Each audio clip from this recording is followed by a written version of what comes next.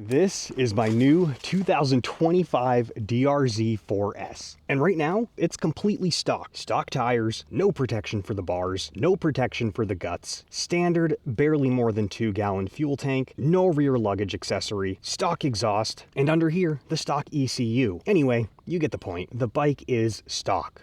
As of right now, we are nearing the end of 2025, and unfortunately, the aftermarket support for the DRZ4S is in its infancy. However, that's not really a complaint. I bought this motorcycle knowing that the aftermarket support is not really where I want it to be, but deeply trusting that in the near future, or at least in the coming years, it totally should be. And I do believe that in the coming years, the aftermarket support for this bike will be well beyond what I need it to be to accomplish my goals for this machine right here. And while I do plan to modify this bike in both minor and major ways, the focus for this video will be how I plan to turn this into the ultimate lightweight adventure bike for my version of adventure. For that, there's not really much that's needed here. Each mod I cover will transform the bike in one way or another, making it more suitable for the types of rides I want this bike to become more capable for. With that said, I suppose it's worth explicitly mentioning, I will not be covering cosmetic or minor changes in this video. Things like smaller turn signals, mirror kits, fender eliminators, foot pegs, disc protectors, etc. I'll just be covering items that make this bike significantly more optimal for my use case, and sharing why or how each change helps the bike to better fit my needs. So without further delay, let me jump into our first major change. Now this is a really obvious first change for a bike like this, and it is the tires. The stock tires on the new DRZ are mostly fine, but they are far from what I'd like to have on this bike when it comes to off-road performance and capability. To put it simply, street tires suck a lot more in the dirt than dirt tires suck on the street. And I am completely fine with sacrificing some road performance to get some additional off-road capability. I'm even okay with sacrificing tire longevity if needed. Changing the tires on the DRZ will be a bit cheaper and easier than it is on a standard adventure bike, and that's a pretty solid win here. It won't necessarily be fun to do, but it's not a huge bother to have to deal with that every 1,000 or 2,000 miles, especially on a bike that will be seeing a fair bit less road travel than my adventure bike. I expect to get through a full riding season on just one set of tires, and realistically, that's not a bad deal. And thankfully, the tire market is alive and well. As of right now, I plan to go with the Pirelli MT21 front tire and the Dunlop D606 rear tire. This tire combination is often cited as the gold standard when it comes to dual sport motorcycles, and for my research, it seems like a really good starting point to learn and sort out what exactly I want to get out of my dual sport. The tires seem like a good middle ground balancing road performance or road capability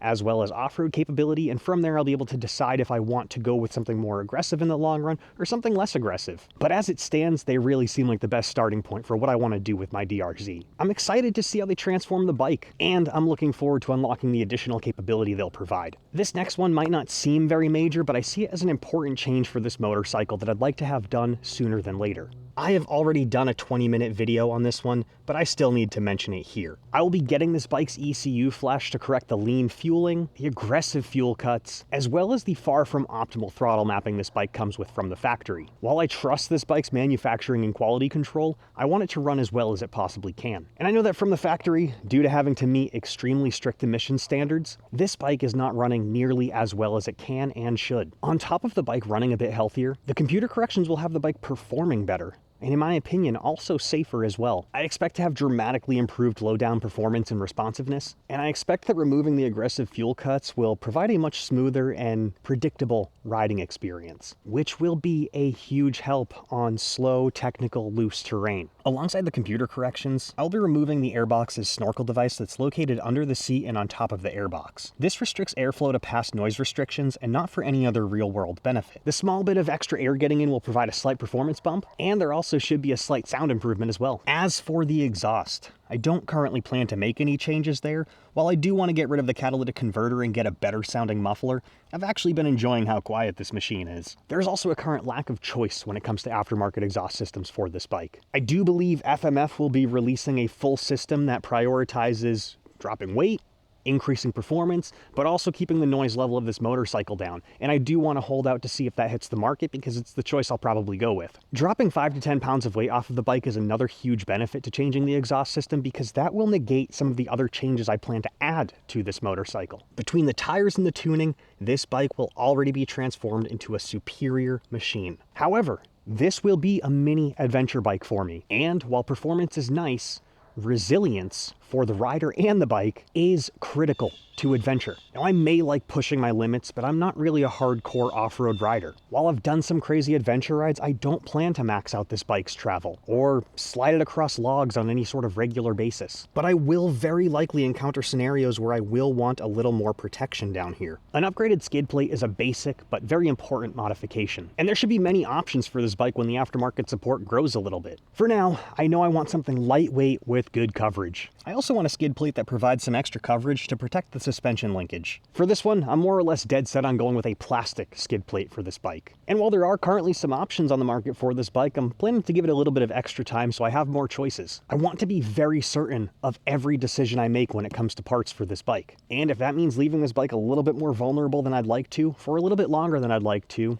so be it. I already have a completed adventure bike, so for now, the DRZ gets to just be a fun toy. It will get serious soon enough, and I've been enjoying the bike plenty in its stock form. While adventure means many different things to many different people, one of my criteria for a capable adventure machine is for its ability to carry at least one night of overnight gear. There are many ways to accomplish this, and for some, a giant oversized backpack will do the job. For me, I'd like to have a dedicated luggage setup, so I do want to get a rear luggage rack on this machine. Hey, it's future me here, and I have since decided to go with a cleat kit instead of the rear rack, but the rest of this section still applies, so I will leave it in the video. I don't need anything huge, but some easier tie-down points for rackless luggage kits like Moscow Moto's Reckless 40 will be perfect. I do think it will be difficult to narrow down my current overnight setup into just 40 liters of space, but for me, narrowing down the necessities is part of the fun. I've seen no compelling option for a rear rack on this motorcycle, but it will likely be a year or two before I'm wanting to take this bike on an overnight trip anyway. As far as luggage goes, I can also see myself throwing in a tank bag for the additional storage and convenience, but that's not really a permanent bike modification. This next protection item is arguably more important than upgrading the skid plate. It's bar protectors. There are already plenty of kits out there, but none of them are really plug and play for this motorcycle. They all seem to require special, non-included adapters and even maybe drilling out the handlebar ends. And this is quite unappealing to me, so I'm alright with waiting to see how the choices evolve. But the levers are obviously quite vulnerable to bending or even snapping off when the bike is dropped, so that's a constant risk I will be taking before I get that protection added. I've also been taking this bike through some tighter areas where the sticks and bushes are slightly pressing on the clutch and front brake levers, so covering and protecting the area in front of them will be helpful as well. I don't anticipate lever damage leaving me stranded out on any of my rides, due to the many ways I can adapt and make sure I can get this bike home should something go wrong. But it will be nice to minimize that risk nonetheless. This next upgrade is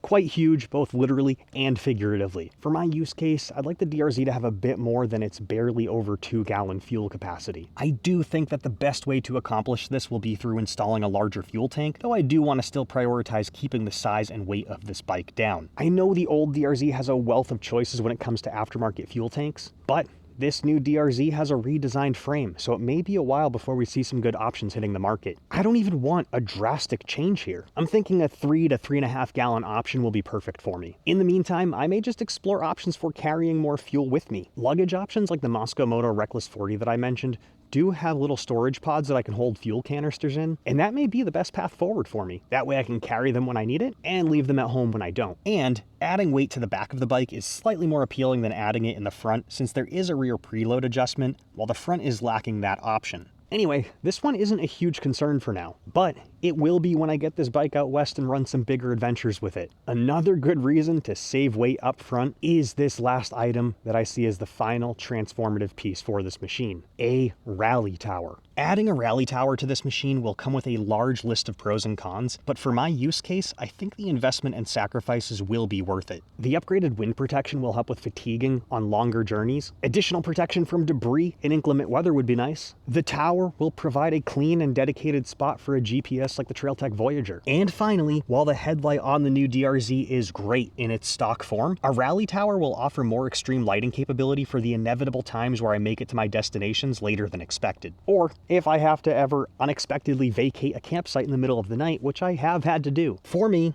The rally tower will be the icing on the cake for this build. I really don't need it, but it seems so appropriate for what I want this bike to be and the experience I want it to offer me. But I'm thinking by the time this build is that far along, we may even see an OEM rally version of the DRZ, though I do feel more excitement toward building my own rally DRZ than just having what they'd offer me from the factory. But that short list of parts is what I see as the best path forward for turning this DRZ into the ultimate lightweight adventure bike. Again, for my version of adventure. I have been absolutely loving this bike in its stock form, and I don't really feel any rush to make any of the changes I mentioned in this video. I'm truly enjoying where this thing is at, and due to that, I'm planning to just make these changes one upgrade at a time, and really taking the time to ride the bike after each change, getting to know how it changes my thoughts and confidence with this machine. The process of evolving an adventure machine into more of what you want it to be, it's extremely fulfilling. So I really want to take my time with this and build the perfect machine for myself. And for me, that's one of the best parts of adventure riding, preparing for it in the first place. But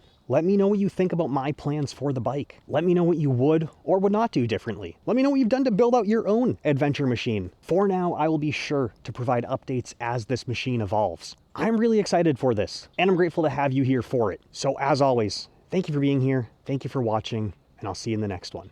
See you later.